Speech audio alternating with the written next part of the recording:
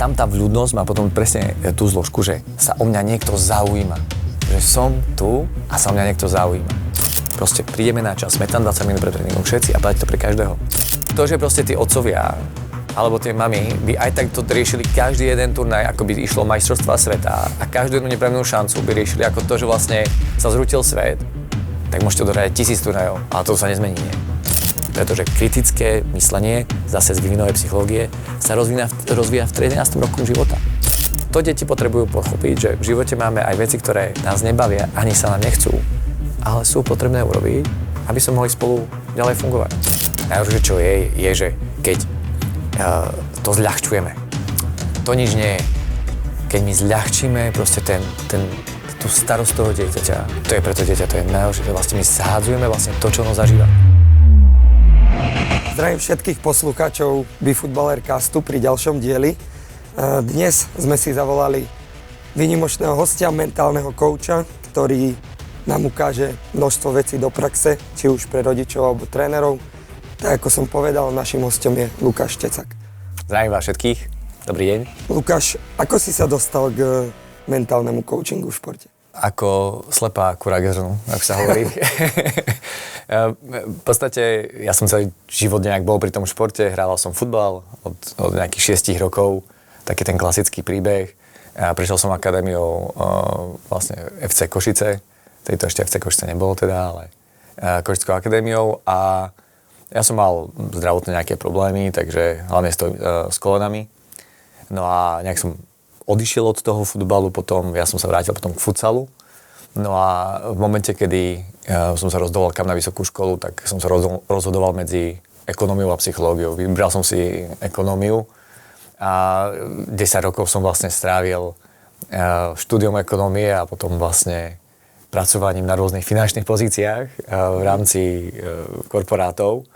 No a môj príbeh je taký, že celý život ma to vlastne ťahalo k tomu športu a aj počas toho, ako som robil, tak hrával som futsal, potom som robil trénera futsalového vlastne v druhej slovenskej lige, to je Bratislavská liga v podstate.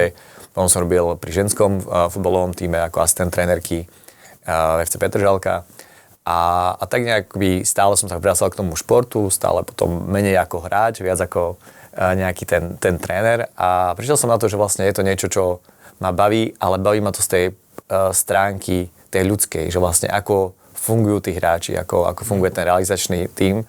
No a tak som si v 30-ke povedal, že teda idem si urobiť nejaký kurz, uvidím, ako to pôjde, ako to bude. No a prešlo 9 rokov a sedím tu a mám za sebou, musím povedať, že až prekvapivo aj pre mňa osobne bohatú kariéru v tejto oblasti. My sa vlastne venujeme najmä deťom a mladým hráčom, mládeži. Zaujíma nás teda, prečo je dnes mentálna stránka u detí tak dôležitá? Kebyže chcem byť nepríjemný, tak poviem, že lebo rodičia nevychovajú svoje deti správne. Okay. Alebo nevychovajú spôsobom, ktorý by dovolal vlastne deťom byť psychicky odolnými, aby im dovolal vlastne zvládnuť tie nástrahy. A keď sa o tejto generácii hovorí, že sú snehové vločky, s ktorou pracujete aj vy, tak možno je dobré sa zamyslieť, že či tými snehovými vločkami vlastne nie sme my rodičia. V týchto momentoch, kedy my chceme zbytočne chrániť. Snehové vláčky je to, že vlastne vždy, keď príde nejaký prvý problém, tak sa roztopia, že vlastne nezvládnu ten tlak, nezvládnu ten strás. Musíme chodiť veľmi jemne okolo nich, aby sa im náhodou neublížilo. A vlastne taká tá prehnaná ochrana tých detí, keď sú malé a im upratujeme tú cestu, aby hlavne sa nepopáli, tak nebudeš tam pomáhať, neporež sa a nerob toto a nerob hento a nechoď tam. A keď sa mu nedarí, hneď ho bežíme zachraňovať a hneď to urobíme za neho, len aby náhodou nemal ten stres a tlak, o ktorom sme sa aj bavili trošku predtým.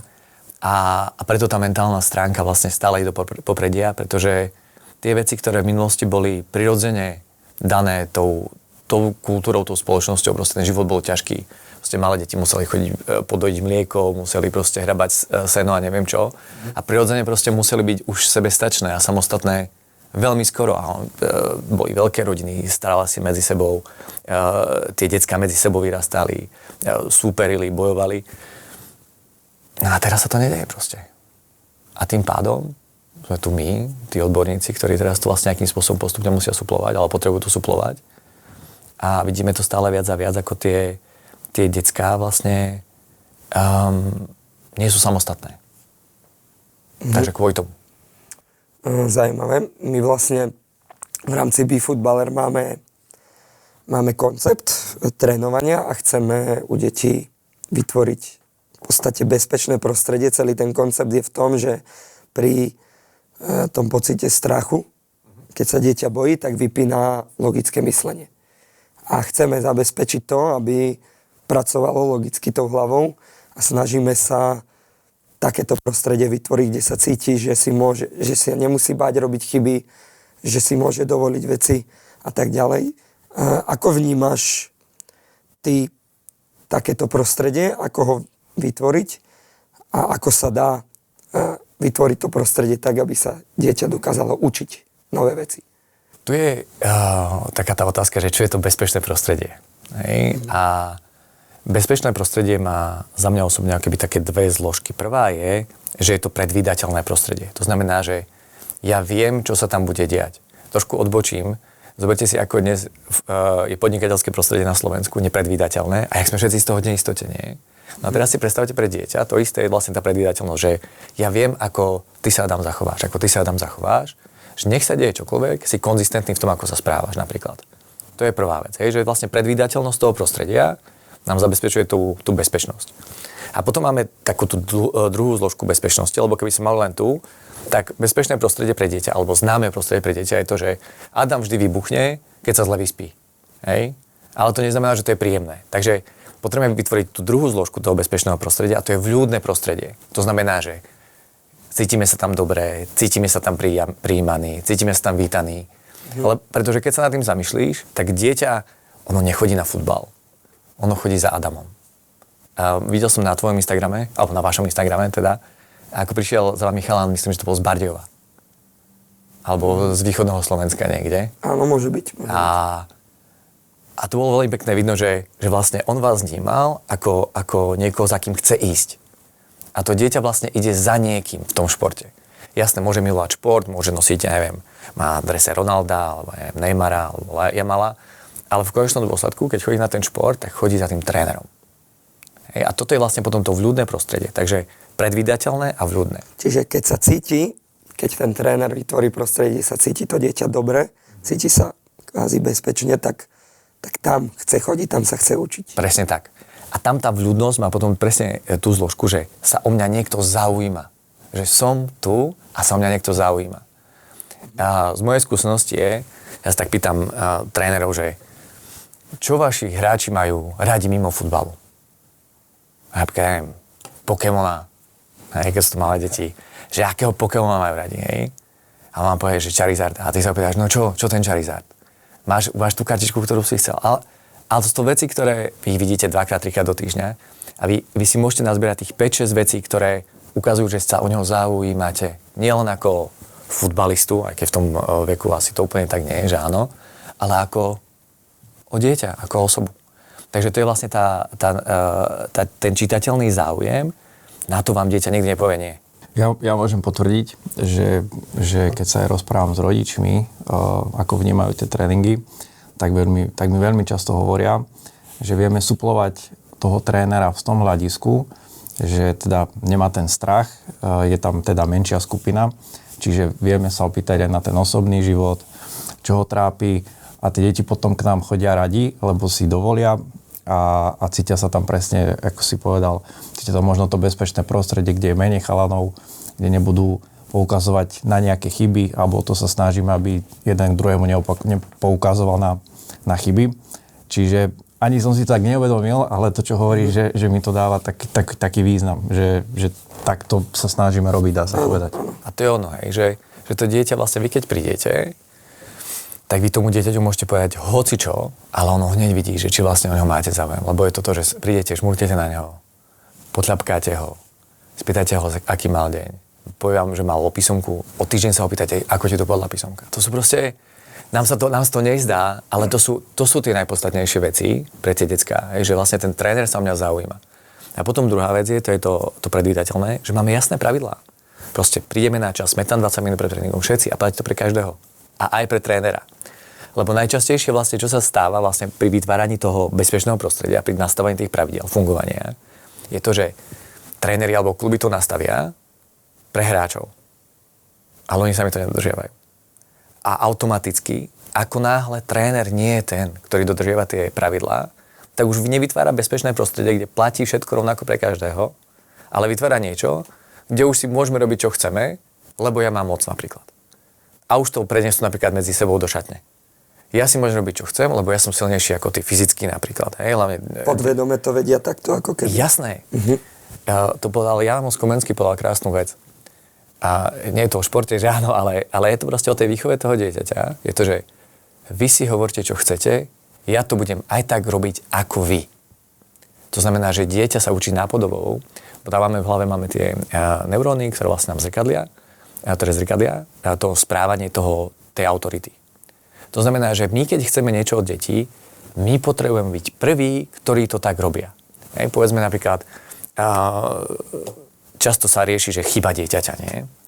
A teraz, ale veď sa nerozhádzuj tými rukami, keď sa ti niečo nepodarí. Hej, začne mu ten rodič hovoriť, ale že však sa upokoj, proste musíš vedieť, ako reagovať správne, vieš, však sa nadýchni.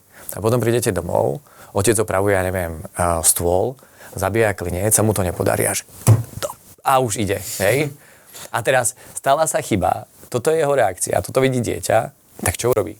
Vy môžete povedať 1000 vecí, ale ono vidí, že takto sa to robí. Lebo zrkadlí. Vidia to zrkadlí, doma. presne tak. To je to hovorenie, nie? Že slova sa hovoria, chlieb sa je. A to je presne ono. Slova sa hovoria, to je blá blá, a chlieb sa je, že ale to je to, čo nás síti. To znamená, že to, čo vlastne my robíme, tak to nás naozaj nasycuje. A to je presne aj o tých deťoch. To ich síti vlastne, to, ako sa správajú vlastne, oni sa nasycujú tým, ako my sa správame. Hej?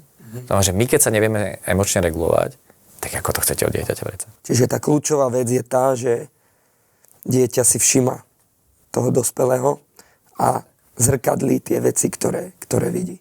A myslím si, že možno na to sa často zabúda, že často sa vraví, že tá generácia, aká je, že sú takí a takí. A možno sa stačí pozrieť na nás dospelých, že či my nie sme ten problém, ktorý niekedy vytvárame u tých detí. A vždy sme. Hej. Vlastne dieťa vám nerobí na schvál, lebo vám chce robiť na schvál. Dieťa robí to, lebo to nevie robiť lepšie predsa. A kto to má vedieť? No my dospelí. Hej. A toto je vec, ktorú si málo kto uvedomuje. Je to, že vy keď máte, sa mení tá generácia, ale to, že tá ďalšia generácia je mäkšia a slabšia a menej toho dokáže, napríklad, alebo sa na ňu sťažujeme, no ale to je výchova tej generácie predsa. Vy ste ho vychovávali. Ja vychovám svojich synov, to znamená, že ja sa nebudem sťažovať na mojich synov, akí sú. Veď je to moja vina, keď sa mi nepáči, akí sú. Hej. Maximálne moje manželky. Hej, robí si srandy teraz, samozrejme. Ja som priemerný otec. Ale to chcem, aby ste pochopili, je to, že je to o tých dospelých proste. Je to, ako to nastavia, ako vy sa chováte v tých kritických situáciách, tak vždy to dieťa to bude robiť rovnako predsa. To znamená, že keď hovoríme o bezpečnom prostredí, aj doma, tak to, že je nejaké napätie doma alebo je nejaký stres, tak jasné, že sa to potom prejaví na tom ihrisku. Hej? To, že doma tie veci si robíme ako chceme a nezaujímame sa o to vlastne, čo potrebuje to dieťa, tak jasné, že potom to dieťa si bude robiť, čo chce na ihrisku, takisto. Hej? To je úplne krásne, keď robím s deťmi, s takými mladšími, hej, do tých 12 rokov povedzme, tak im dávam stále niečo nakresliť. Hej? Väčšinou im dávam nakresliť maminku, hej, maminu, aby nakreslili. A tam vidíte úplne krásne na tom obrázku, že tam je chýbanosť. V tej rodine sa necíti proste, nevedia sa nacítiť na seba. Alebo chýbajú uši. Nepočúvajú sa. Spolu takto súvisí. Áno. Proste to je to, ako to dieťa vlastne robí tie veci tak, ako ich má vo vnútri. Hej? Že to znamená, že ešte raz, ono to nerobí na schvál. Ono to je tak, ako to vlastne, ono len reflektuje to, čo sa mu deje, hej? Na tej nevedomej úrovni. A to si potrebujete uvedomiť, že aké vám príde napríklad do toho prostredia, vám príde dieťa, ktoré je bežne v pohode. Hej, proste jasné, dá sa ním fungovať a zrazu vám príde a kričí. Hej, alebo zrazu proste je nervózne, kope. Hej, alebo sa vám nepozrie do očí, bežne sa vám pozerá do očí. A zrazu sa vám nepozrie do očí. tak vtedy viete, že je niečo zle. Že vidíte, že je tam nejaká odchýlka od toho jeho správania. Hej? Ale to už sme trošku odbočili, prepáčte, ja som sa rozprával. Pohode. Len aby som vrátil k tomu, že to bezpečné a vľúdne prostredie a čitateľné s jasnými pravidlami je úplne základom toho, aby to dieťa sa mohlo úplne v kľude rozvíjať a rozvíjať svoje talenty. A potom najdôležitejšie je, čo si neuvedomujeme, je to, že keď máme to bezpečné prostredie s pravidlami, tak musí platiť jedna základná vec. Že keď ich nedodržiavame, tak čo sa deje? Hej, že ako pristupujeme k tomu, že čo sa deje? To znamená, že dôsledky. A vtedy, keď máme jasné dôsledky a máme nejakú autoritu, ako ste vy, napríklad tréneri, alebo my rodičia, tak potom máme tú prevahu, aj máme pravidlá, potom je prevaha. Keď nedodržiavame tie pravidlá, tak prichádza moja prevaha a poviem, že pozri sa, povedal som ti to raz, druhýkrát som ti to povedal dôraznejšie, nekričíme, ale dôrazne to povieme. A tretíkrát, keď zase to dieťa si robí, čo chce, tak má vedieť, že proste príde nejaký dôsledok. Či na lavičku, či zavoláme rodiče, viete čo, asi ho nezoberte a príďte na budúce. Hej. A vedieť urobiť ten rez, že prvýkrát, druhýkrát a tretíkrát, to už znamená, že to dieťa vlastne túži po vašej prevahe. To určite poznáte, že... Jasné nastavenie pravidiel. Presne, jasné nastavenie pravidiel a potom jasné nastavenie dôsledku. Ja ti to poviem prvýkrát, ja ti to poviem druhýkrát, že sa tam niečo deje, že porušuješ pravidla, ale tretíkrát to má nejaký dôsledok. A to je väčšinou to, že vlastne v tomto momente potrebujem, aby si odišiel. Lebo proste nechceš fungovať. Super pre trénerov hlavne, to počuť. To je veľmi dôležité si uvedomiť. Akurát, že tréneri vlastne to opakujú 1000-krát, potom začnú kričať a tak ďalej. Ale to nemá zmysel. Tak chodia za mnou mamičky, že ja mu to poviem, 100-krát mu to poviem, on to stále nespraví. A ja sa jej pýtam, že no ale počkajte, že tak dieťa je pokazené? Alebo vy si myslíte, že 100-krát, keď to poviete a stále to nespraví, tak nás tých prvýkrát to spraví? Tak to je pokazený. A to si uvedomí to, že vlastne ako sme si neistí niekedy v tej svojej funkcii, ako trénera, ako rodiča, ako mami, ako otca, tak vlastne potom robíme tie minely, hej, v tej výchove. A tam nastáva v tej neistote našej, že čo vlastne mám urobiť, tak tam nastávajú vlastne také tie problematické situácie. Hej. A keď napríklad máte dieťa, ja mám 2 chlapcov, ja mám jedného, ktorý je strašne pravidlový, ten proste má pravidlá, po 6 sa nejedia čokolády napríklad, no je doma, hej. A ja som sa teraz vrátil z práce a idem si zobrať Kinder, takú tú tyčinku malú a on mi povie, tatínko, po 6 máme pravidlo, že nejeme. Máš pravdu, hej, čokolády dá sladké. Tak to odložím naspäť, hej, on je pravidlo. Okay. Ale ten mladší, ten je čisto preváhe. Proste on je taký fakt, že bujak, hej, že vlastne on ide, on sa zatne proste, on má obrovskú energiu, má temperament a ten na vás, vy mu poviete, že má robiť, on takto to príde, jak mačka, nie? A to pustí. A pritom vás pozerá. A vtedy vlastne on túži po tej prevahe. On je vyslovený na tú prevahu a ja ho vtedy schmatnem, ho zoberiem, hodím ho na tú posteľ a že Tomáš, čo to robí? Ja ho vyšteklím, že vyslovene, až mu to je nepríjemné, že stačí a on vtedy príde a ma objíme naspäť, napríklad. To je taký ten úspech, hej. Nie každý to zvládne, lebo keď to nenastavíme správne hneď, že nenačítame to dieťa, tak niekedy to trvá dlhšie, hej, niektoré veci, že to nezafunguje hneď, ale my sa s trénerom a rodičom nestáme vtedy, keď máme deti v klube, alebo sme si porodili tie deti, alebo sme si spravili v úvodzovkách tie deti, ale vtedy, až keď sa my naladíme na to dieťa. Vlastne, aké je a čo ono od nás potrebuje. Takže keď môj starší odo mňa potrebuje, aby sa dodržiavali pravidlá, tak proste budeme doma dodržiavať pravidlá do bodky. Hej. A keď nebudeme, tak príde nejaký dôsledok. Zatiaľ, čo mám toho mladšieho, ten je zase prevahový, že on potrebuje tú prevahu, on potrebuje cítiť proste tú prevahu moju a tomu vytvára to bezpečie, že tatínko tu je a keď bude problém, tak on má tú prevahu. A toto je presne ono, že vlastne navnímať si to dieťa, ktoré čo potrebuje. A potom prepáčte, ja dodám poslednú vec a to je to prijatie, to je taký trojuholník. A to prijatie potom, to sú decká, ktoré proste prídu a oni chcú len cítiť, že vlastne sú tam dobre a že tak, ako sú, že to stačí. Oni potom pre vás spravia všetko. Hej? Napríklad pre nich dôležité to, aby boli, vidia v zrkadle, že im napríklad odstávajú uši a vy to v živote nespomienete.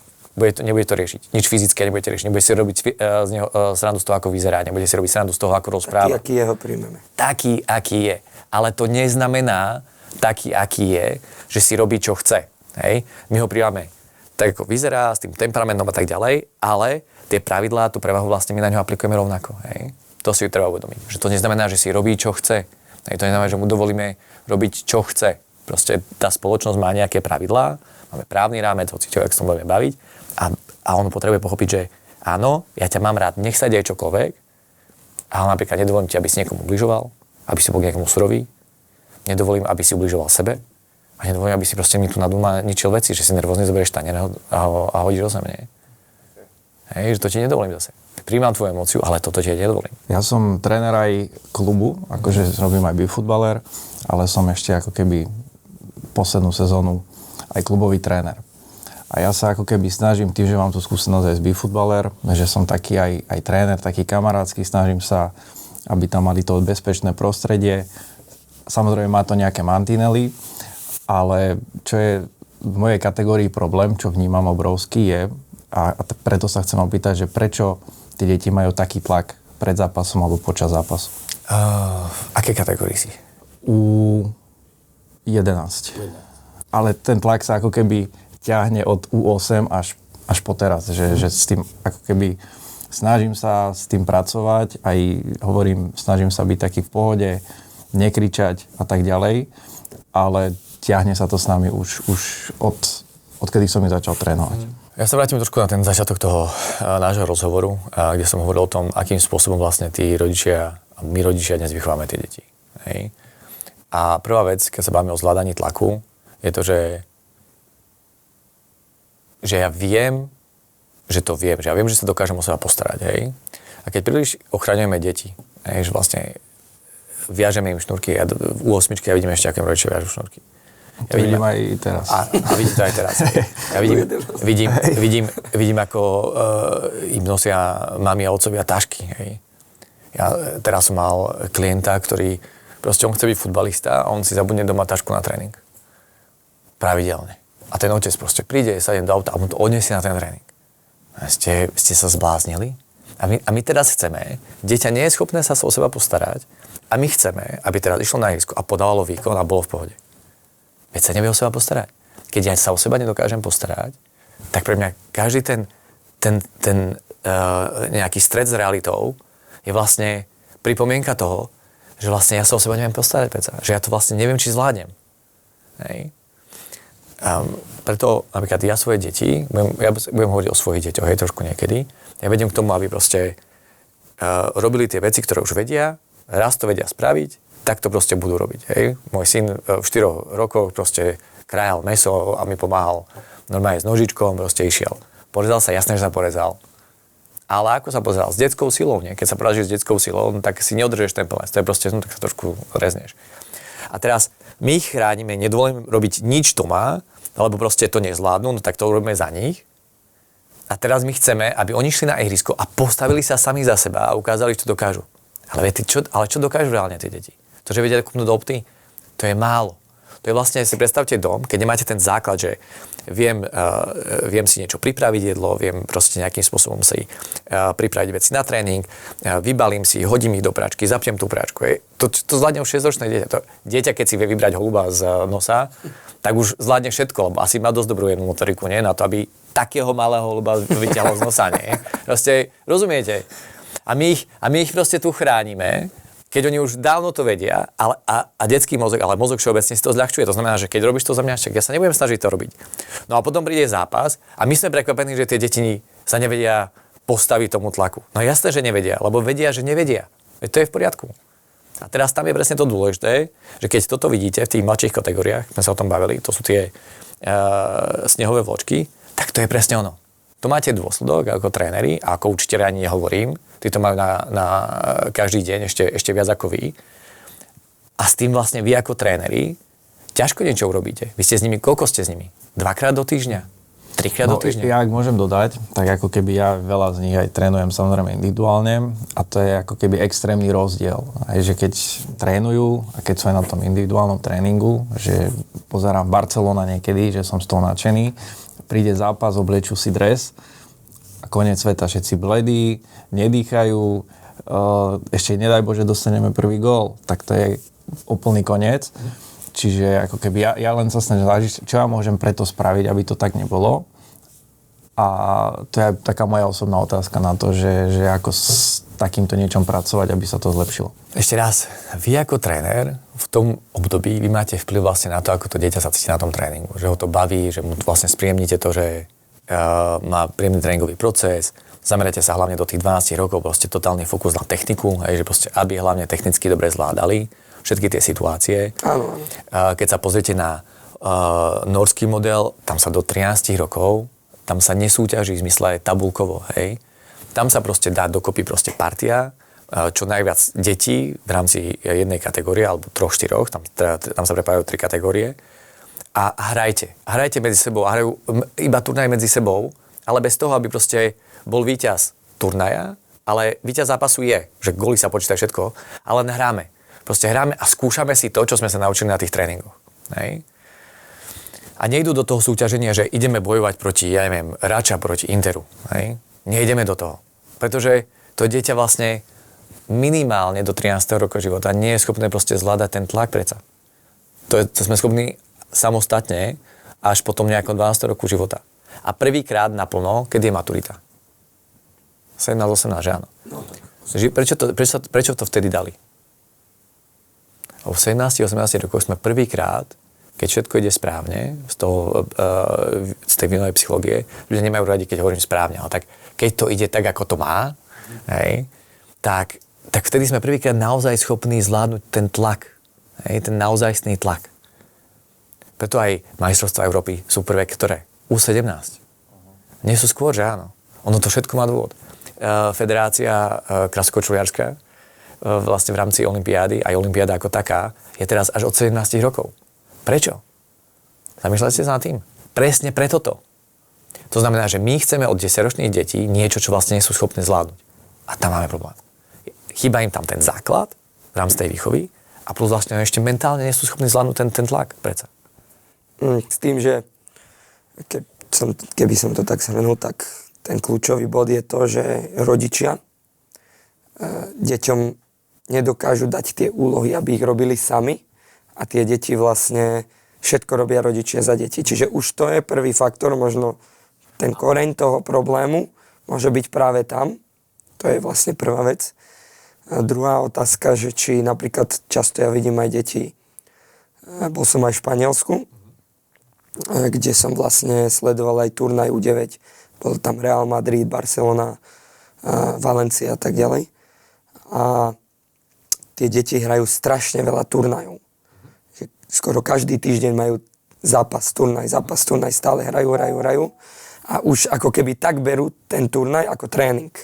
Že či aj to možno nie je ten kľúč k tomu úspechu alebo niečo, čo môže posunúť to, že deti sa nebudú cítiť pod takým tlakom, že budú to stále dookola hrať. Ja nerád používam španielskú kultúru, radšej používam presne tie severské, pretože my sme kultúrne bližšie k severanom ako k južanom, povedzme si otvorene, hej. Južanská kultúra všeobecne je vlastne, on sa že mano izquierda, že je left hand, akože taká tá meká, že príjemná, tam všetko proste sa rieši proste v kľude, pohoda, maňana, že vlastne tam celá kultúra je iná, hej. Keď sa bavíme o tých turnajoch tam, tak oni to majú ako proste tú vášeň, sú veľmi temperamentní, sú emotívni. Pre nich život ten futbal. Pre nich to je presne tak, to je pre nich život, je súčasťou kultúry, hej. A tam to sa nebavíme o tom, že kvôli tomu, že tie turnaje sú stále, tak vďaka tomu sa to deje. Nie, tie turnaje sú tam kvôli tomu, že proste oni chcú všetci hrať, chcú všetci baviť, chcú mať tie emócie, že oni tam sú naučení. Lenže my sme naučení vlastne na tú poslušnosť. My sme vychovaní generáciami na poslušnosť, byť poslušnými deťmi a vlastne hlavne nevytrčať. Hej? Plačeš? Hlavne neplač. Hej? Smeješ sa? Čo sa smeješ? Čo ti je smiešné? Hej? A všimnite si, že to je kultúrna vec, hej, to nie je o turnajoch, to je proste o tej kultúre, hej. A preto hovorím, že my máme bližšie k tomu severu, lebo ten sever je tiež viacej akoby v odzvukách chladný, hej, z hľadiska toho jedna vec, že prostredia, je tam zima, ale myslím aj akoby aj ľudský, že vlastne oni to majú naozaj postavené vlastne na takej tej zodpovednosti, na takej tej pracovitosti, na tom si to odmakať, hej. Čo aj že nemajú emócie, to aj nehovorím, hej, pozor. Ale je nám to bližšie. Preto keď sa odvoláme nejaké koncepty, tak ja by som sa skôr odvolal presne na ten norský ako na ten španielsky. Určite je tam ten efekt, že keď niečo robíme stále a hráme a nemá to hodnotu, tak je to lepšie. Lenže u nás to nedosiahneme kvôli tomu, že my tu máme veľkú generáciu akoby neúspešných futbalistov, všetkých otcov, našich otcov a podobne, ktorí majú dieťa ako projekt. Takže vy keby ste hrali 1000 turnajov za rok, tak je nereálne, ale vravím, tak to, že proste tí otcovia alebo tie mami by aj tak to riešili každý jeden turnaj, ako by išlo majstrovstvá sveta a každú jednu nepremenú šancu by riešili ako to, že vlastne sa zrútil svet, tak môžete odohrať 1000 turnajov, ale to sa nezmení, nie?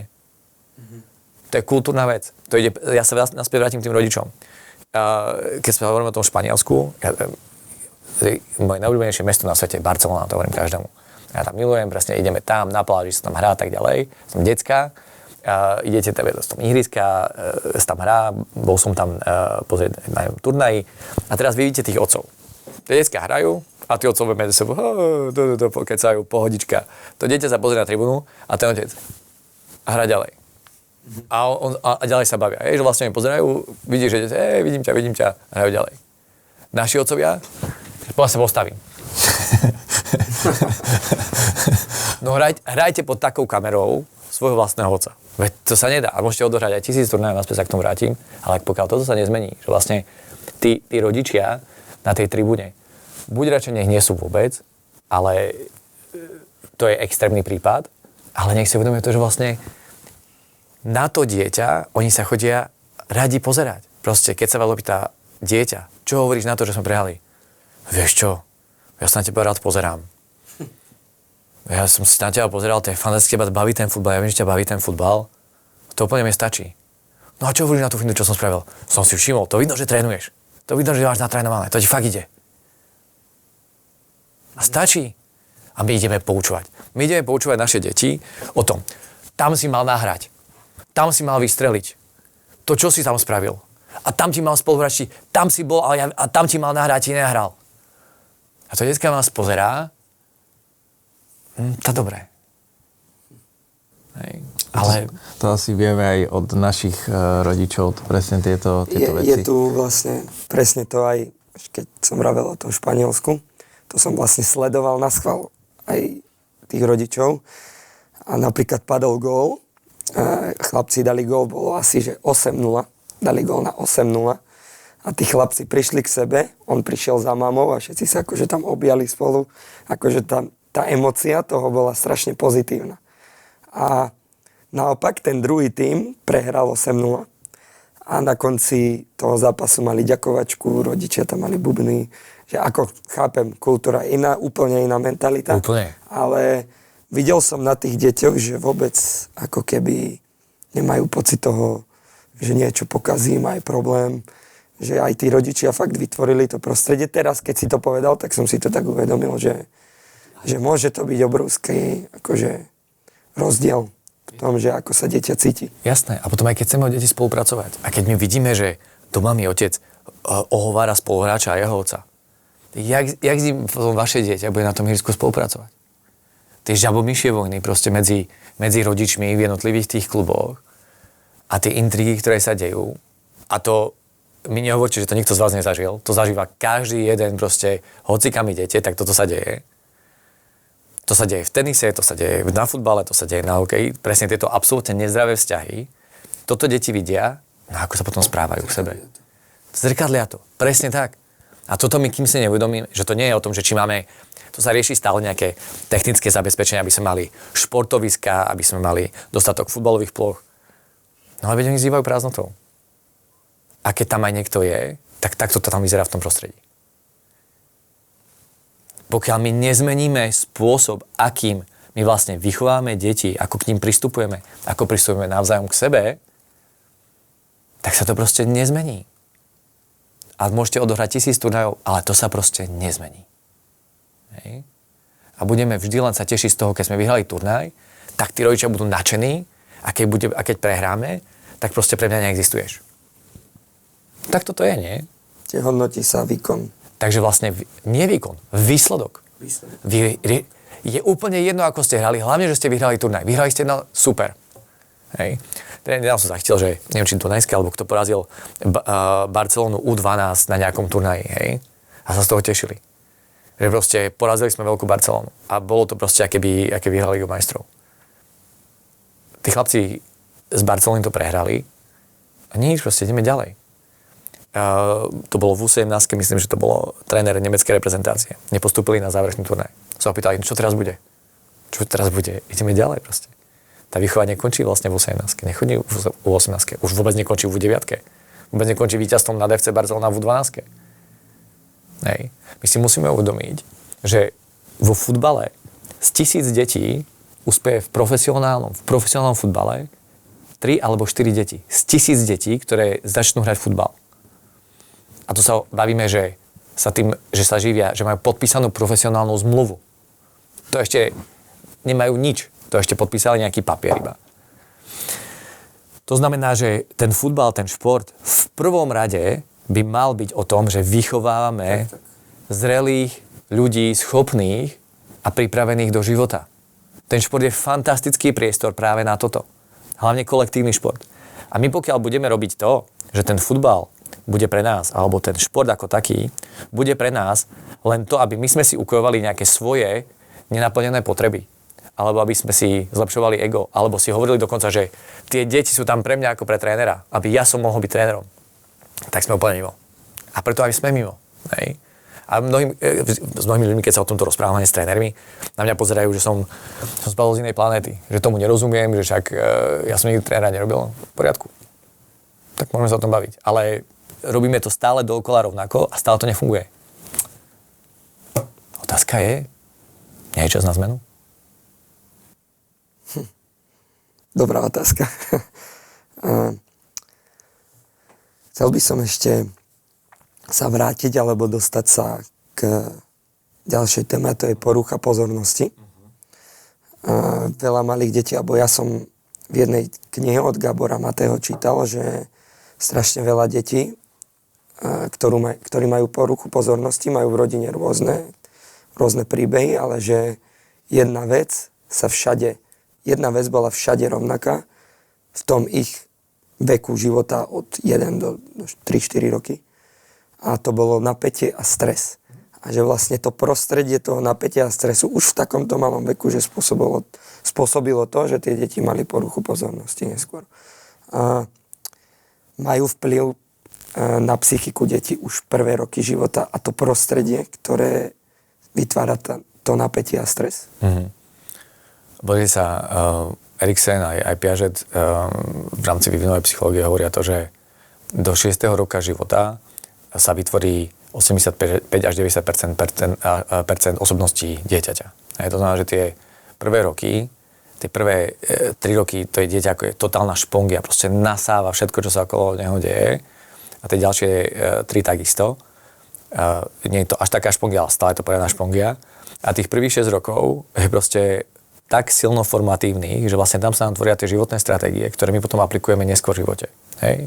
Nevedome. Najhoršie na tom, že my si to nepamätáme, lebo je to vlastne, to ide cez amygdalu, to ide cez emóciu a my si to nepamätáme, ale správame sa tak, pretože je to nejaká životná stratégia.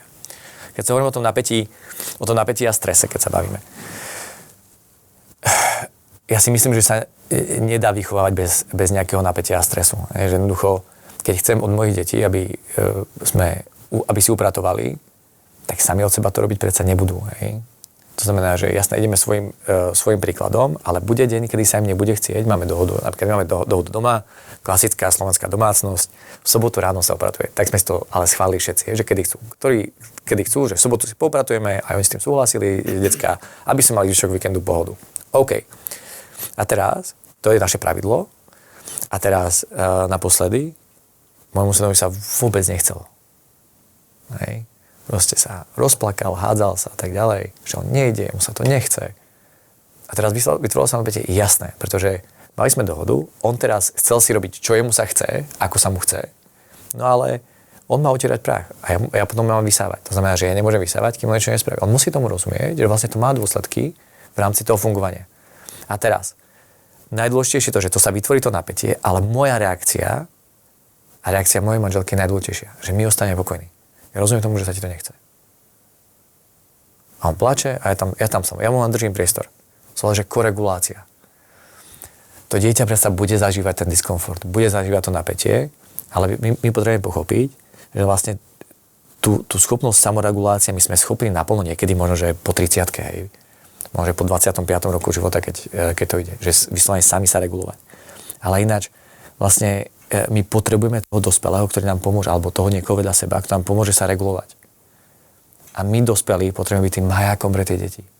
Že tá búrka sa deje vo vnútri toho dieťaťa a proste tie emócie ho zaletia, čo je v poriadku, ale my tam potrebujeme byť tí pokojní a vedieť, že rozumiem tomu, že sa ti to teraz nechce a zároveň je to teraz potrebné. My to vieme, ja mu to nemusím hovoriť, lebo v tej emócii, keď on je v emócii, to neprechádza nič, to vôbec nejde nič. On sa upokojí, vytvoríme ten priestor, aby sa upokojilo to dieťa a vtedy pôjdeme spolu, pomôžem ti, začneme spolu. A vrátime sa v rámci tej spolupráce s dieťaťom z také 4 kroky, hej, že robíme to spoločne, potom to robíme vlastne s pomocou, s dohľadom a samostatne. A nakoniec to, že samostatne len si na to sám pomyslí už to dieťa samé, hej. A my sa vlastne na tomto, ja som sa vrátil k tomu, tak poďme to robiť spoločne. Poď, ja ti dám čničky, ty utrieš, hej. Začali sme to takto a zrazu povedal, tatínko, už nemusíš. Ale sa vrátim vlastne keby trošku naspäť v tom rozvoji a mu umožníme vlastne, poďme tu spolu na to. Aby vedel, že naozaj sme tam spolu. A zase, nie že ja mu to hovorím, cez fyzickú akciu, že sme tam spolu. Ja som to nerobil miesto neho. Pozor. Ja som len pomohol a potom som ho to nechal dokončiť samého. Takže, keď Matej hovorí o tom strese a napätí, proste ten stres a napätie sa vytvorí predsa v tej domácnosti. Fungovanie vždy vytvára nejaký stres, nejaké napätie. Tam je otázka toho, ako my rodičia to zvládme. To je prvá vec. Druhá vec je, keď sa bavíme o poruchách pozornosti, je to, že my máme dieťa, ktoré má veľa energie. Ja to vidím pravidelne. A tie deti prídu do obchodu, vystrájajú, máme naprieky, idú po nej, kým nekúpi sladké. Oni majú veľa energie, dostane ešte sladké, lebo si to vyreva, alebo vyprovokuje si to a má ešte viac energie, nevie, však to je čistý cukor. Nejaká milá, alebo hocičo proste, neviem, čo teraz decká si dávajú, hej. A teraz vy vidíte, jak to dieťa dostane do ruky ten Twix, má kopec energie, si ho dá. A my sme prekvapení, že má ešte viac energie a nevie sa sústrediť. To sme spadli z jahody všetci. Veď je jasné, že keď má veľa energie, tak čo robím? Nedám ti to sladké, proste ideme sa, vybeháme sa. Hej. Pôjdeme niečo robiť. Ale rodičia sú pohodlní urobiť to, častokrát sú pohodlní, nehovorím, že všetci, ale vidíme to na tých deťoch, že sú pohodlní. Dám mu ten tablet, dám mu, aby som mal pokoj. Dobre, takže poďme sa dneska baviť o tom, že či fyziologicky tie deti sú na tom dobre. Hej? Či majú dostatok pohybu, či majú režim. Poruchy pozornosti úzko súvisia s režimom. Kedy chodím spať, kedy chodím spávať. Mám dostatok spánku, nemám dostatok spánku. To je prvá vec. Druhá vec je, či má dieťa dosýtené to, čo potrebuje. To je to na vnímanie sa. Počúva ho ten rodič, vníma ho rodič. Dáva mu tú pozornosť. Potom tretia vec. Tablety dneska. Dieťa otravuje, dám tu do veľkých úvodzoviek, lebo takto niektorí rodičia vnímajú. Tu máš tablet. A to dieťa teraz úplne sa odpojí od toho sveta, je len s tým tabletom, ale ono stále, vlastne nie je, ono je stále samo, ale vy si to uvedomíte, ono je stále samo. To je stále, len s tabletom, ale ono je stále samo. A potom ten rodič si myslí, že no už stačilo, po hodine a pol, lebo už teda si uvedomí ten rodič, a to už asi bolo dlho, hej, zatiaľ čo on bol na tomto telefóne, takisto pravdepodobne. Alebo robil, alebo to je jedno, a už stačilo, vytrhneme ten telefón a to dieťa začne zase ešte viac vystrájať. Prečo? Lebo jak sme mu zobrali ten tablet, to je prvý šok. Druhý šok je to, že vlastne ono si uvedomilo, že celý čas tú hodinu a pol vlastne bolo samo a teraz je z toho v šoku. A začne ešte viac dovášiť. A tam bez toho, aby my sme si uvedomili to, že či má to dieťa režim, či sa správne stravuje, správne, zase poviem slovo správne, ale proste vieme, čo tým myslíme. Makronutrienty, či má dostatok, nie že či len sacharidy, ale či proste má vyváženú stravu, či má dostatok vlákniny. Bol robený veľký výskum, že ADHD súvisí aj s nedostatkom vlákniny. To sú tie ultrasprocesované potraviny. Tie majú 0 vlákniny. A toto vlastne dostávajú deti nespravidelne. A tá vláknina veľmi úzko súvisí s tým vlastne, ako funguje naše zažívanie a to ovplyvňuje vlastne našu nervovú sústavu predsa. A toto si potrebujeme uvedomiť, že pokiaľ my nevylúčime najskôr fyziologické prejavy alebo vlastne fungovanie, tak nebáme sa o tom, že či to dieťa má alebo nemá poruchu z pozornosti. Nastavíme ten režim pravidelne, aby chodilo rovnaký čas spať, rovnako vstávať, aby malo vyváženú stravu, aby malo pitný režim, aby podľa veku, neviem ako to je, myslím, že do 6 rokov to je 15 minút maximálne na modrých obrazovkách, v 7 rokoch myslím, že 30 minút, v 8 45 minút, že vlastne to nejak akože, ja som si istý, je na to taká nastaviť to proste a nastaviť tie pravidlá a toho fungovania a vlastne, a potom sa bavíme o tom, či deti majú poruchu pozornosti alebo nemajú. Ale my rodičia si to veľmi radi zľahčujeme a potom nevieme si rady a robíme takú krásnu vec. Že ideme a chceme vedieť, že či nám niekto nedá štempel na to, že to dieťa nie je v poriadku. Aby my sme sa myslíme, že to je geneticky dané. Presne pri tak. tomto prostredie vytvára to ADHD. Presne tak. Takže nie je to len od napätí. A jasné, potom sa môžeme baviť o tom, že keď dieťa má zapnutý neustále ten jašteričí mozog, tá amygdala, že proste neustále je v ohrození, že proste má otca, ktorý, ja neviem, ako moje zemiahka, proste keď bol nervózny a vedľa sused pozeral na hlas telku, tak zobral kladivo a buchal kladivom po stene a po radiátore, hej. No tak to nebolo nič moc teda, to vám poviem na rovinu, hej. Takže toto je potom ako keby to napätie a ten stres, ktorý je neprimeraný, hej. Ale uvedomte si, že pokiaľ vy nevylúčite tie fyziologické aspekty, tak vy môžete byť aj rodič, ktorý nekričí, ale veď aj nekričí, veď on nemá napätie. Ale vlastne vy mu vyzerate prostredie, kde ale to dieťa vnútorne cíti to napätie predsa. Hej. Takže potom k tej poruche pozornosti, to je hlavne o tom. Proste fyziológia a potom áno, to stres, napätie, to nečitateľné prostredie, to nebezpečné prostredie spôsobuje práve potom rôzne tieto, nazvime to poruchy, ale vlastne akoby patológie toho dieťaťa. Ale rodičia proste im to vysvetlíte, že no nedávajte mu to sladké, nedávajte mu to tablet. No ale on sa potom hnevá. No je jasné, že sa hnevá. To je jasné, že sa hnevá, veď mu beriete výhodu. Ale potrebujete nastaviť tú hranicu predsa. Veď vy ste ten dospelý, vy to máte vedieť. A najviac, čo spôsobuje stres u detí, je to, keď má neistých rodičov. Že vlastne raz to je tak, raz to je tak. Dnes to je tak, dnes to je tak. Dnes kričíš viac, tak ti ustúpim. Dnes kričíš menej, tak budem pevný. Tá neistota v tom rodičovi vytvára najväčší chaos u dieťaťa. Hej. A potom jasné, že to dieťa vlastne, my z neho robíme malého dospeláka. My deťom pripisujeme schopnosti, ktoré majú dospelé, lebo špeciálne keď máte u 10, hej, tam už sú chlapci, alebo dievčatá, ktoré vyzerajú už, že by mohli mať 13-14 v dnešnej dobe, hej, niektorí. Ale stále sú to deti, ktoré majú detský mozog. To nie sú malí dospelí. Hej. A toto my si častokrát neuvedomujeme, že to už, že čo všetko zvládne, čo všetko dokáže, že vie napočítať, že mu to myslí, že počíta ťažké matematické príklady, takže už vlastne však on už tomu musí rozumieť. Nemusí, pretože kritické myslenie, zase z vývinovej psychológie, sa rozvíja v 13. roku života. Vtedy sa nám začína rozvíjať naplno kauzalita. My ho učíme, že má niečo dôsledky, ale tá kauzalita, to pochopenie toho života, že niečo spravím tu a potom to robí to, sa nám rozvíja v 13. roku života. My to chceme od 8-ročných detí, 6-ročných. Ja som mal mamu, ktorá hovorila som synovi, ale viete, ja som s ním mala korektnú dohodu, že to tak spravíme. Jak môžete mať korektnú dohodu s 8-ročným dieťaťom proste? Nastavíte pravidlo a proste a to pravidlo budeme dodržiavať a keď nie, tak príde tá fyzická prevaha. Prosím vás, to neznamená, že zmátite svoje deti. To znamená proste tá vľudná prevaha, hej, že vlastne ho chytím, poriadne ho stisnem, vyšteklím ho. Hej. Toto je tá vľudná prevaha. A toto si uvedomiť. A potom je ten druhý stres, že my od detí vyžadujeme to, čo ešte dnes nezvládnu. My im povieme, napríklad, nalož umývačku riadu. A to dieťa teraz príde, naloží umývačku riadu. Vy ho otvoríte, jak si naložil tú umývačku riadu? A tam sú taniere cez seba a všelijak. Vy ste mu nepovedali, ako to chcete, ono to spravilo a vy ste teraz nervózni, že to spravilo vlastne to, čo ste chceli, že naložilo umývačku riadu. A to dieťa na vás pozerá a však som to spravil.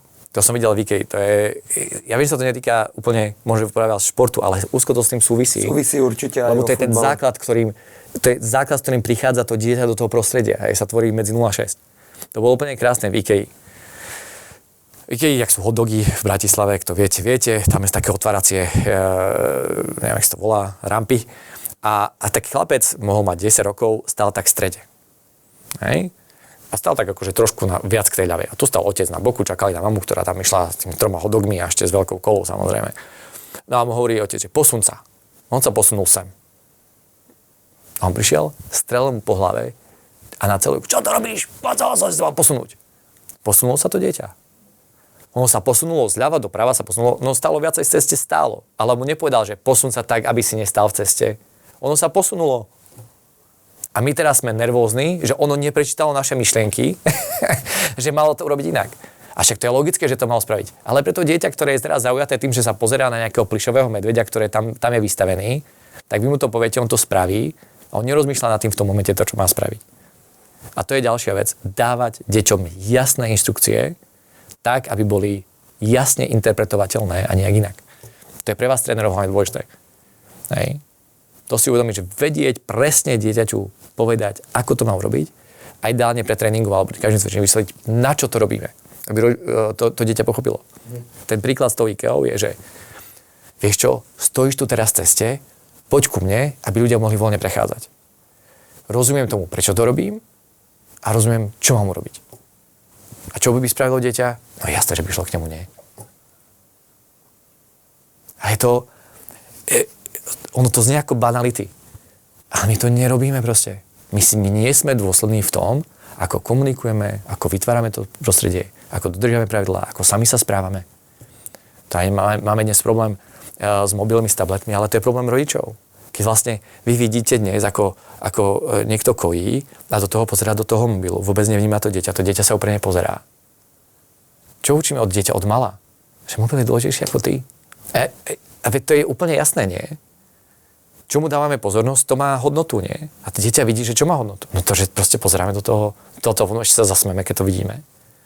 Alebo dieťa to bolo práve v tej knihe aj od toho Gábora Mateja. No, výborne. Sa bavil vlastne, že to dieťa podvedome aj to Batoľa vníma tú pozornosť tej matky, že ju potrebuje strašne a že aj to je dôvod napríklad poruch pozornosti. Jasné, to je presne ono, hej.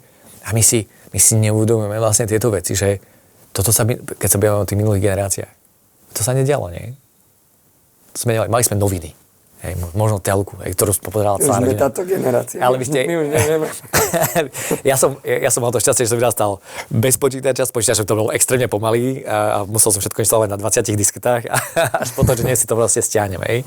Takže mne sa o tom ľahko rozprával, lebo som zažil keby všetky tie časti. Ale rozumiete tomu, že to ide naspäť k tomu základu a ten výkon je len jak zväčšovacie zrkadlo toho všetkého, čo je zle. A tam v tom výkone, kedy my máme sa postaviť za seba, ukázať, čo vieme, tak tam sa všetko ukáže vlastne, ale čo nevieme, takisto. Ako vyzerá spolupráca teba a nejakého dieťaťa? Ja s mojou kolegyňou Karim Vravkovou máme spoločnosť Headformers, trošku storujeme, trošku promo.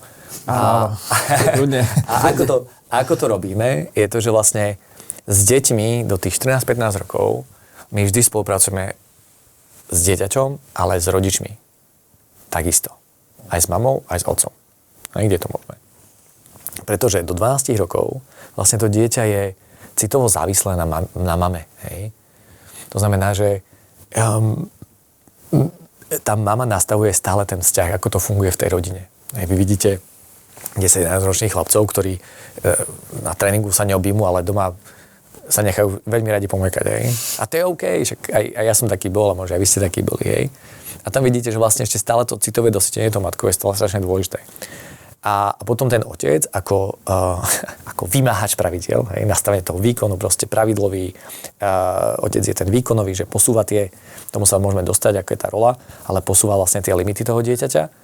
A tam bez toho, aby sme pracovali s tými rodičmi, aby sme nastavili to prostredie doma, tam sa nedá vlastne urobiť nič. Ja s tým dieťaťom môžem sedieť, sa s ním môžem rozprávať, ale to dieťa je viazané na prostredie. To znamená, že ja len keby som fungoval s dieťaťom, tak v našej krásnej zasadačke, kde máme ceruzky, kde si môžeme kopať, kde sa hráme, kde sa rozprávame, kde je zábava, kde máme šipky, tak tam budeme niečo rozoberať, tam budeme niečo sa baviť, tam to dieťa bude úplne v pohode, ale príde do prostredia, je doma a doma to už robiť nebude. Prečo? No lebo to je napojené na prostredie, na ľudí, to, čo sa bavíme. Preto ja tých rodičov tam potrebujem, aby to dieťa videlo, že aj tí rodičia v tom prostredí to robia a idú to robiť domov. Lebo to povedal ten pán, ktorý tu sedí. Hej? Takže bez tých rodičov to vlastne nejde. Čo vždy my robíme, je na začiatku vlastne my robíme taký mentálny profil, alebo takú diagnostiku máme, kde my vidíme práve tie nevedomé vzorce toho, akým spôsobom vlastne to dieťa dnes vytvára tie životné stratégie, ten svoj život, čo ho stresuje, čo je úplne pre neho absolútny deštruktor, čo ho naopak motivuje. Hej. To si potom prechádzame s rodičmi, vysvetlíme, že pozrite sa, tu na dieťa má toto motivujúce, vy dnes to robíte presne naopak, potrebujete to zmeniť, konkrétne cesto, toto potrebujete nastaviť. Pre dieťa je dnes, neviem, deštruktor, to znamená, že úplne, že ho to vypína. A konkurencia, hej? Že nevie sa pobiť, nevie riešiť konkurenciu. No a vy ste, že má staršieho brata, ktorého dajú stále za vzor, napríklad. Tak jasné, že sa nevie pobiť, keď pozri sa, ako to robí tu na Adam fantasticky. Nevieš to aj ty tak robiť. Hej? A vy potom od neho chcete, aby išlo do výkonu a vedel sa porovnať s ostatnými. Ono sa stále cíti menej cenné predsa. Už od mala.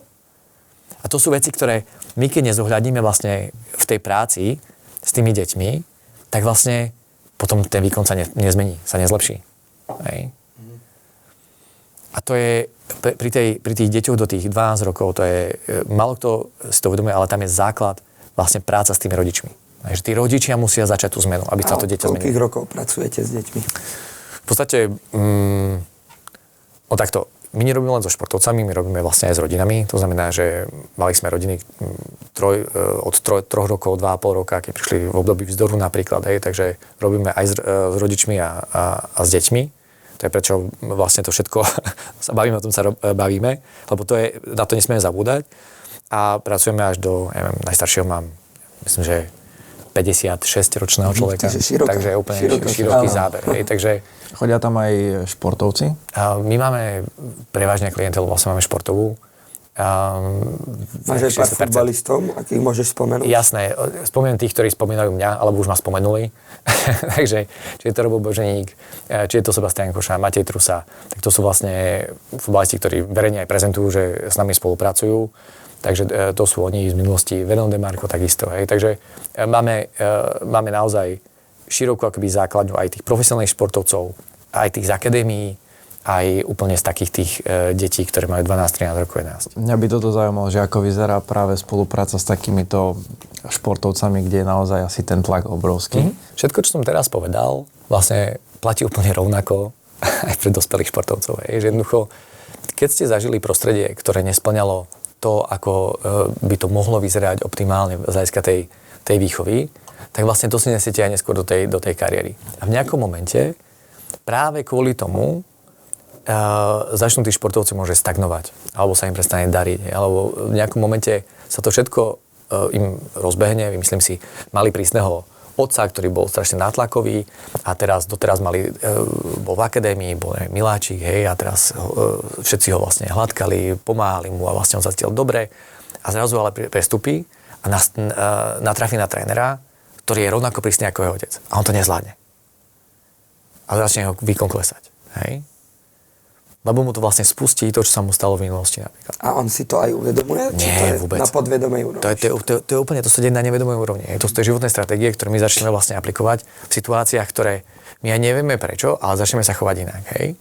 A toto je vlastne, myslím, že to povedal Jung, že cieľom života je urobiť zo všetkého nevedomého vedomé. Hej, že vtedy vlastne sme naozaj slobodní, keď si uvedomuje, že vlastne už nás neovládajú tie nevedomé procesy. Celoživotná robota. A teraz toto sa deje aj športovcom, hej. A má to dve zložky stále, jasné. Oni nám prídu, že horšie hrám, hej, že sa mi zhoršil výkon, je to v hlave, cítim, že proste nie som v pohode, hej. Tak jasné, že riešime mentálnym tréningom proste aj tie rýchle víťazstvá, vizualizácia, riešime, ja neviem, dýchové cvičenia, cvičenia pozornosti s ceruskami, hej. Robíme meditačné cvičenia, nastavíme ten režim, pozeráme sa na to vlastne z hľadiska tej technicko-taktických vecí, hej. My veľa pracujeme napríklad pri profi športovcoch, my máme aj externého dátového analytika, ktorý nám analyzuje dáta, my na to napáme vlastne správanie na tom ihrisku, aby sme prepojili tú mentálnu stránku s tou realitou toho človeka, hej, toho profesionálneho futbalistu, lebo o tom sa chcú vždy najskôr baviť, ale potom aj takto prejde do toho, že sa bavíme, ako vyrastal, kde vyrastal, ako sa cíti doma, ako funguje partnerský vzťah. Čo sa zmenilo v živote, odkedy sa mu nedarí, hej. A vy tam začnete vidieť on začne vidieť tie veľké vlastne veci, ktoré mu v tom živote nefungujú. Rozišiel som sa s frajerkou po 5 rokoch. Som v pohode. A výkon vám ide po 3 mesiacoch, vám začne ísť dole. Nemám to uzavreté napríklad. Hej, to sú... Strašne veľa vecí okolo. A to je presne pochopiť, že vlastne, čo je ten root cause, čo je ten dôvod, kvôli čomu to nefunguje. To je vlastne, na to je tá mentálna diagnostika a potom našou prácou, ktoré si dovolím povedať, že fakt nám to ide dobre, tak my vieme potom vlastne naplánovať ten rozvoj tak, aby sme prešli od toho, čo ten klient potrebuje riešiť, čo je ten výkon najčastejšie, až potom, aby sme vyriešili to, čo vlastne ho naozaj limituje, ale nie len v tom futbale, ale aj v iných okolnostiach a iných oblastiach života. Hej. Ja to hovorím, že vzadu za tým je nezvládnutá impulzivita, hej, neschopnosť emočne sa regulovať a teraz vystrihnete niečo na výkone, hej, že vybuchne, neviem, na spoluhráča. Hej, tak to je taká, za tým je stará freska pretapetovaná a vy strhnete prvý pás tej tapety. No lenže zistíte, že rovnako reaguje aj na, neviem, na frajerku. Zistíte, že rovnako zareagoval na taxikára. A začnete vlastne strhávať, že aha, kde všade to máš nezvládnuté. Zistíte, že vlastne má nezvládnutú impulzivitu a jazdí 160 všade. Vlastne to, že nejazdíme podľa pravidel, nezvládnutá impulzivita. A to je taká veľká téma v nejakom inom podcaste. Ale vy začnete len strhávať vlastne tie tapety a za tým je jedna veľká freska, ktorá je vlastne ten jeden root cause, presahujúci na všetky tie oblasti života. Hej? A to je vlastne potom tá naša práca, im to celé zvedomiť. V zásade. O zvedomení toho, čo sa mi deje. A kvôli čomu sa mi to deje. A nebýva to niekedy aj tak, že čím to mal možno ťažšie v detstve, tým je teraz viacej taký ostrielanejší a viacej toho znesie? Kebyže ideme do extrému, tak zoberte si ostrakizované minority, hej, napríklad Rómovia. Oni to majú dosť ťažké, nie? Majú k tomu lepší život? Odpovede nie, hej. Ale to, čo hovoríte, je nejaká anomália. Že áno, že to dieťa má ťažký život, dokáže sa vlastne povie si, viem, že sa nemôžem spoľahnúť na tých rodičov, proste majiteľ má otec, ja to chcem robiť lepšie, proste postavím sa mu a budem odolnejší, budem silnejší a vďaka tomu úspeje. Môže sa stať. Ale môže sa stať takisto, že ho vlastne totálne zlomí to ťažké prostredie. Hej. Že to, že existuje nejaký príbeh, nejaká anomália, ako napríklad Tiger Woods, hej, že od dvoch rokov hrá golf. Fantastický športovec, otec ho k tomu dovedol, proste aký fantastický otec. Vyšiel 28 rokov v jeho živote, drogy, prostitútky, jazda pod vplyvom alkoholu. Všetko, čo vlastne nemal naplnené v tom detstve, všetky kompenzačné mechanizmy sa mu spustili po 28 roku života. Asi povieme, že však ale aj úspešný golfista, no, tak to proste tak si vypil. No. Nie, proste on je nešťastný človek, rozumiete tomu, že vlastne on je nešťastný človek? To, že sa mu darí a my povieme, že ten západný úspech, toto je to ono, je to ono. Ale keď sa to dosiahne tým, že vlastne ja to chcem a nie to, že som nemal na výber, on nemal na výber, on buď by bol golfista, alebo by ho nenávidel otec. Rozumiete tomu? Aké to je silné pre to dieťa. A s tým to ide do života. To nie je cnosť, to je patológia. To nie je v poriadku predsa. A to, že sa vďaka tomu podarí jeden úspech, to mali Rusi ten prístup, nás mnoho. Zoberieme 100 000 detí, 2 prežijú ten celý proces a tí budú olympijskí víťazi. Ale my na Slovensku, my si to nemôžeme dovoliť predsa. My potrebujeme pracovať úplne ináč. Nás nie je veľa. My potrebujeme pracovať s tými deťmi individuálne, zamýšľať sa nad tým, na čo majú talenty, akým spôsobom potrebujú. Tá individualizácia toho prístupu je niečo, čo nám môže pomôcť posunúť ten šport ďalej. No a my to stále robíme rovnakým spôsobom, ako to bolo počas komunizmu. Povieme, že ale to fungovalo. Ale zásadne sa zmenili kultúrne podmienky, životné podmienky. My žijeme v absolútnom dostatku. My si môžeme dovoliť nejesť celý deň. Dobrovoľne. My sa musíme postiť, aby sme sa nepredali. My žijeme v absolútnom dostatku. Prebytku dokonca. A ten prebytok nám vytvára úplne iný kontext toho, akým spôsobom môžeme a chceme fungovať. Už teraz dieťaťu povedať, že kedy si nemalo inú možnosť, ako Brazílčania. Proste jediná možnosť, ako sa dostať z favely, byť futbalista. Alebo predávať drogy.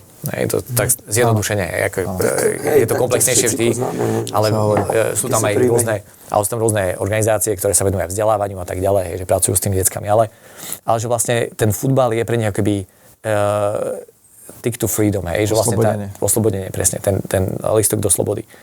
Takže jasné, že tam tá motivácia je silná. To je to, čo sa bavíme, že jasné, že v nejakom tom prostredí nás to spraví silnejším. Ale koľko tam je ďalších detí, ktoré vlastne neúspejú, a zase ich to stiahne dole, hej.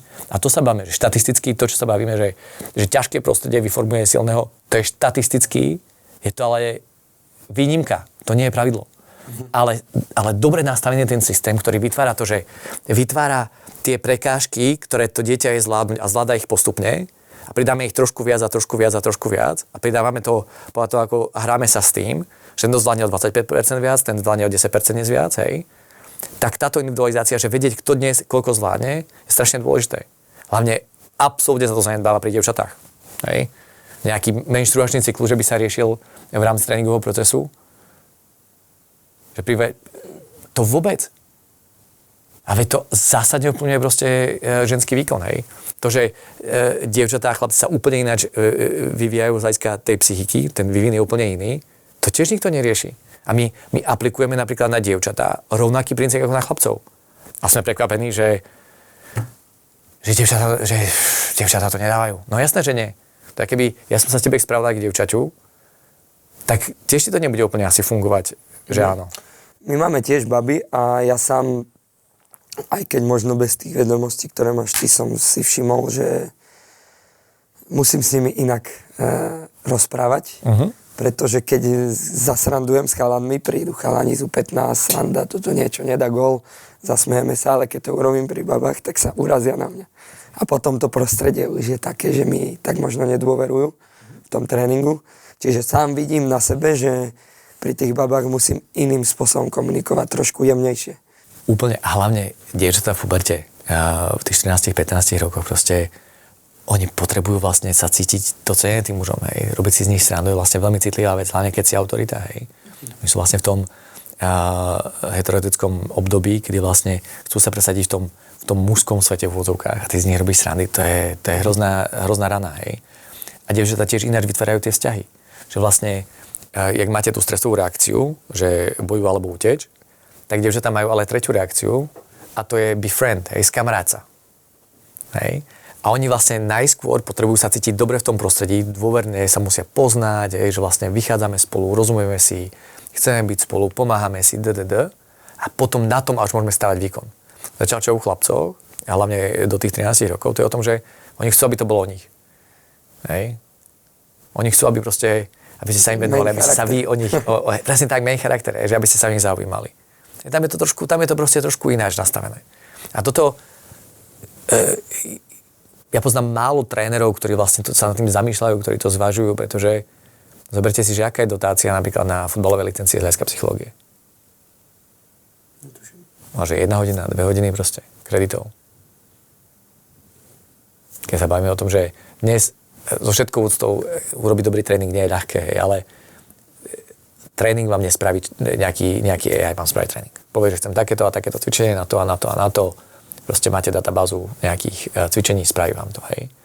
Ale vedieť to vyskladať tak, že to vlastne sedí na to, na čo ja chcem, s tým cieľom, čo chcem rozvíjať, kam ich chcem posunúť mentálne, kam ich chcem posunúť technicko-takticky, aby toto všetko to nejak sa spájalo. To je veľký rozdiel. To je umenie, hej, že vlastne vytvoriť tú tímovú dynamiku, lebo o tímovej dynamike sa vo futbale rozpráva veľa, ale ja nevidím, že by to nejakým spôsobom sa reálne vlastne riešilo. Čo to znamená.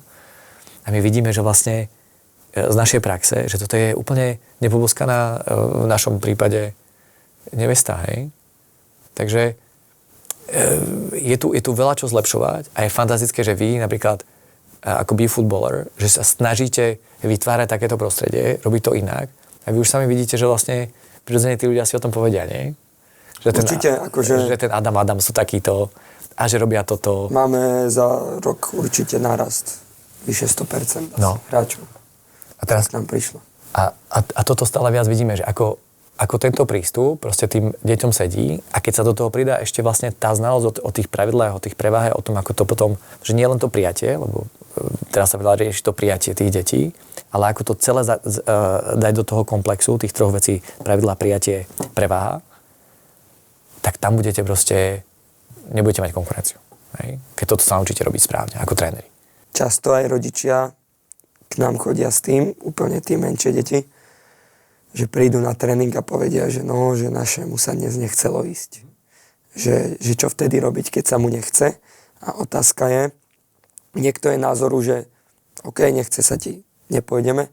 A niekto je názoru, že trošku ho potlačiť a skúsiť nejakým spôsobom presvedčiť, že to je vlastne to správne. A mňa zaujíma tvoj názor, že čo by si robil v takýto moment? Opäť, ten rodič potrebuje poznať svoje dieťa, hej? Že vlastne naozaj môže byť prípad, že dieťa je absolútne vyčerpané, unavené. Hej? Že z toho, neviem, malo písomky, malo ťažký týždeň, učilo sa, bolo to na neho veľa. Do toho, neviem, ešte má kurz angličtiny, do toho má ten futbal, povedzme, a povie, že proste ja na ten futbal dnes nejdem. A vy vidíte, že toto všetko zažilo ten týždeň a vy poviete, OK, tak nejdeme aspoň pozrieť Adama, že ak sa majú, ale si tam sadneme a budem pozerať. Napríklad. A on povie, že nechcem ostať doma. A vtedy je na vás, akoby rozlišiť, že dobre, vidím, že si unavený, tak poď si teda oddychneš, urobiť a pôjdeš skôr spať. A uvidíte, ak bude reagovať. Je, že vlastne, keď je naozaj unavený, tak povie, že jasné, v pohode. A to je väčšinou presne sa naje a to dieťa o 7:30 vykysnuté proste v posteli a mu teče slina, že proste je hotový. A to vidíte, ako rodič to vidíte, že dieťa je unavené, že je vyčerpané, že je prestimulované. To nepotrebuje ďalší stimul. A dnes ale skôr máme to, že deťom sa že nechce, že teraz, neviem, sa nejak hrajú, je tam synov zase, oni sa hrajú a teraz, že má ísť napríklad na parkour chodí, ten mladší. A má ísť na parkour a že mu sa nechce, lebo on sa teraz v škôlke hrá so svojimi kamošmi a mu je dobre. A to je zase iná situácia, poviem, že Tomáško, rozumiem tomu, dnes je streda, ideme na parkour a s kamarátmi sa potom pohráš zajtra. Alebo so s kým si môžeme večer zavolať, ešte si pošlete, si urobíte video, video kolo na 5 minút, dnes je to možné, tak si zavolajú, keď ešte si budete chcieť niečo povedať. A on samozrejme, že nie, že on nejde, že Tomáško, ešte ideme.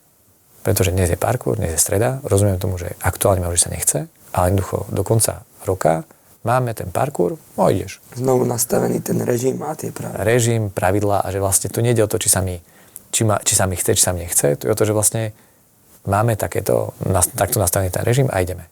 Hej? A keď sa ti to nepáči, tak to zmeníme vtedy, keď je to možné to zmeniť. Hej? A to je ten rozdiel, ako keby to, že to vľudnou prevahou, vlastne zase to dieťa, ideme, hej. A jasné, že on je na ten parkour a skončí z parkour a že ježiš, super bolo, neviem čo, hej. Ale v tom momente vlastne sa mu nechce, lebo je v niečom inom, hej. A my ho z toho vytrhávame, hej. Takže to len treba rozlíšiť, ako keby, že kontext, rozumie toho dieťaťa, je naozaj vyčerpané, unavené, alebo len vlastne by chcelo teraz robiť niečo iné a my potrebujeme rodičia vedieť, že máme tie 3 oblasti, že baví ma, nebaví, to nám ide nalešené, čo nás baví, urobím to, jasné, ideme na to. Chcem, nechcem, chce sa mi, to je taký druhý level. A potom pod tým je to potrebné urobiť, alebo nie je to potrebné urobiť, hej. A teraz zoberte si, že vy robíte footballer a vás baví vlastne trénovať. No ale je potrebné vystaviť faktúru, vyzbierať tie peniaze, napísať rodičom, že viete, čo neuhradili ste. Aj to je práca. A máte za tým kopec administratívy, hej, potom určite. Máte Instagram, hento, tamto a máte veci, ktoré vás proste nebavia, ale sú potrebné robiť na to, aby ste mohli robiť to, čo vás baví. A to deti potrebujú pochopiť, že v živote máme aj veci, ktoré nás nebavia, ani sa nám nechcú, ale sú potrebné urobiť, aby sme mohli spolu ďalej fungovať. Hej. To je tá zodpovednosť. Hej, že ja mám zodpovednosť, že ja som si vybral parkour a mojou zodpovednosťou je na ten parkour chodiť. Celé. Hej, takže kontext je strašne dôležitý a mať zase navnímané to dieťa. Hej. Čo v dnešnej dobe, keď o tom sa rozprávame s rodičmi, tak viete, oni sme v zhone ako rodičia, ponáhľame sa z miesta na miesto, a my teraz chceme prísť, príjeme do školky, poď so mnou, hej. A dieťa začne, že nejde. Tak jasné, že polovica rodičov alebo vybuchne alebo zareaguje nesprávne, hej. Ja to chápem. Alebo tak nechoď a mám pokoj. A to sú presne tie malé zrady voči tomu dieťaťu, že vy mu ukazujete, že tak toto je naozaj vlastne vie, ako to má byť správne. A my potrebujeme tým deťom ukázať, ako to je správne. Hej. Jednoducho rodičovstvo je náročný proces. To je kopec trpezlivosti, ktorý je potrebný a rovnako trénerstvu. To je o trpezlivosti. Lebo viete ako vie dieťa, že zmení vaše nie na áno? Ako rodiča alebo ako trénera? Ako zmení nie? Ako zmení nie na áno. Vy mu poviete nie a ono vie, že zmení nie na áno. Viete, ako to vie? To dieťa vie. S veľkou pravdepodobnosťou tuší, že to vyjde. Že zmení vašu emóciu. My meníme rozhodnutia, keď zmeníme emóciu. A to dieťa, keď vidí, že zmení našu emóciu, že nás nervoznilo, že nás rozhodilo, že sme nás nahnevalo, že už sme podráždení, tak vie, že vlastne teraz ideme a teraz to idem podojiť, lebo teraz tu nám vie povedať, tu mi môže povedať áno, hej, aby mal pokoj. A keď to spravíme raz, aby sme mali pokoj, to je ako, to povedzme hrozne, hej. Robí to znovu to. Ale to je jak psovi, keď dáte od stola, raz mu dáte jedlo a ten pes vždy príde, hej. Dieťa nie je ako pes, ale ten podmienený reflex, to, že... Ide o princíp. Ide o princíp, hej, že vlastne vy to raz spravíte a dieťa bude vedieť, že tak toto je ten spôsob. Takže keď dokáže vaše dieťa... Budem na pozore. Dávajte sa pozor. A preto tá trpezlivosť vlastne zachovať si, že vo vás to vrie, že by som ťa hodil tú stenu. Ale neurobíte to. Ale... Zachováte sa, prejdete ten moment, zachovať trpezlivosť, tak on bude vidieť, že to myslíte vážne. Ako môže jednoducho ten rodič pomôcť tomu dieťaťu v tom športe, v tom futbale pred tým zápasom, že či je na to nejaká metóda, že ako relatívne spraviť všetko preto, aby to dieťa hralo čo najlepšie v tom zápase? Bolo psychicky v pohode. Najdôležitejšia vec je tých 24 hodín pred tým zápasom. Hej. Jasné, že ten tréningový proces predtým a všetky ostatné veci je veľmi dôležitý, ale už len keď sa bavíme bežné veci, aby hydratovalo proste deň predtým, aby bolo dobre hydratované, aby ten mozog proste fungoval ako má, aby mal dostatok vlastne nutrientov, zase tá fyziológia. Začneme s tou fyziológiou, že vlastne aby deň pred tým zápasom nešiel neskoro spať, aby proste išiel včas spať, nebude vedieť zaspať možno, lebo bude nabudený, a vy si tam sadnete a bude sa ňou spať. Tak čo? Vidím, že ti ide hlava, na čím rozmýšľaš? A tým zápasom. A čo ten zápas? Asi prejdete. A čo spravíš vtedy? A čo spravíš, keď sa stane toto? Trošku si prejdete tie veci možno, že... A on vám povie, čo ho trápi a vy sa vám povedať, že a čo spravíš, keď sa dostane? Neviem. Dobre, uvidíš na zápase, ako zareaguješ. Chceš vedieť, čo by som robil ja? Nie, tatínko. OK, tak to necháme tak.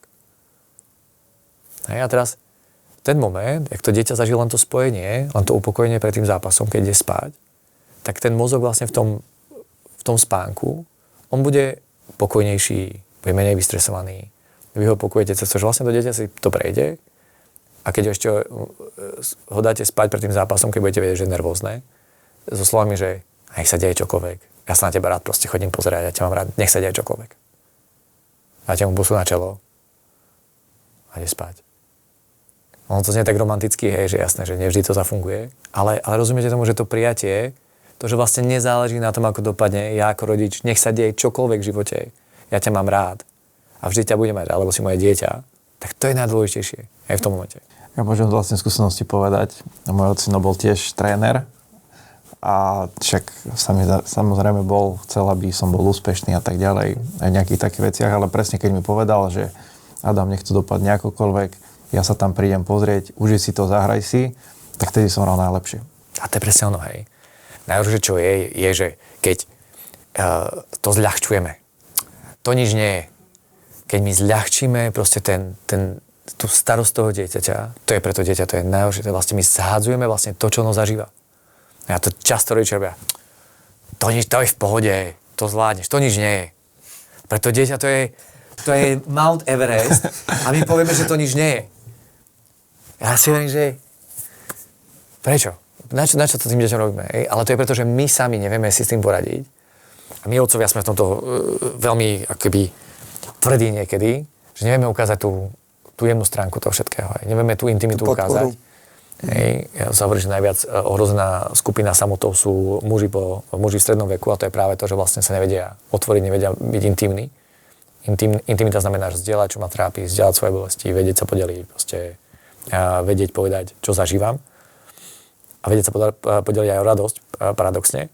A toto vlastne, keď otcovia nevedia, alebo mami, že toto je vlastne dôležité, že to dieťa potrebuje zažiť ten intimný zážitok pred tým spánkom, že proste máme sa radi a ide spať s týmto pocitom, tak ráno zase stane lepšie nechať ho vyspať, ideálne, tak aby stalo samo, dobre vyspaté, staneme, on zase bude už, až dnes ma čaká ten zápas, a tyž áno, takže čo? Dáme na raňajky. A už si dáme tie raňajky také, aby, neviem, 2 hodiny pred tým zápasom nech mu tam udrie ten cukor, aby mal dostatok energie. Takže vtedy to má zmysel. A potom ideme na ten zápas. Vidíte, že to dieťa už myslí na ten zápas. Opýtajte sa ho. Pustím ti nejakú tvoju obľúbenú hudbu? Chceš niečo počuť? Moji chlapci ja myslím, teraz fičia na starých talianských pesničkách, hej, takže Sara Perketiamo nás hrá každý deň 20 krát, takže ideme na ten parkour, proste má zlú náladu, tak čo ti pustím? Pustíme Sara Perketiamo, tak pustíme Sara Perketiamo, hej. A už ho len náladzujeme na to, aby proste mal tie podnety také, aby mohol podať ten optimálny výkon. Ale ja ako rodič mu len držím bezpečný priestor, nič iné. Myslíš si ešte, posledná otázka k tomu zápasu. Takisto som videl jeden dokument, kde bol tréner Sereny Williamsovej, Patrik Moratoglu. Nespomínam si priezvisko, okej. A on jej v jeden turnaj povedal, že na sieti, keď je na sieti, že vyhrá 80% bod. Reálne ona vyhrala možno, 50%. Ale to pozitívne klamstvo spravilo to, že na konci turnaja sa reálne dostala na tých 80%, lebo uverila tomu, čo jej tréner hovorí. Myslíš si, že takéto pozitívne klamstvo môže pomôcť deťom na sebavedomie? Je viacero takýchto príkladov. Teraz som čítal o jednom futbalistovi, čo hrá za Paríž, čiže mu otec hovoril, že bude robiť 15-15 behy a robil 17-13 robil. Hej, no, 17-13, a že vďaka tomu teda sa presadil, vďaka tomu sa teda nepresadil, vďaka tomu teda vedie lepšie behať, ale to je to, čo sa bavíme, že na čo je potrebné to klamstvo. Hej. V prípade tých behov proste mu mal povedať, pozri, viem, že ti to ide 15-15, skúšame 16-14. Videl, že mi je 16-14, poď skúši 17-13. Mal by to väčšiu hodnotu, lebo zistí, že ja to zvládnem. Hej. By to mal oveľa väčšiu hodnotu pre toho chlapca, ako to, že vlastne to robil. On nevedel, že to robí a potom to zrazu vedel, že aha.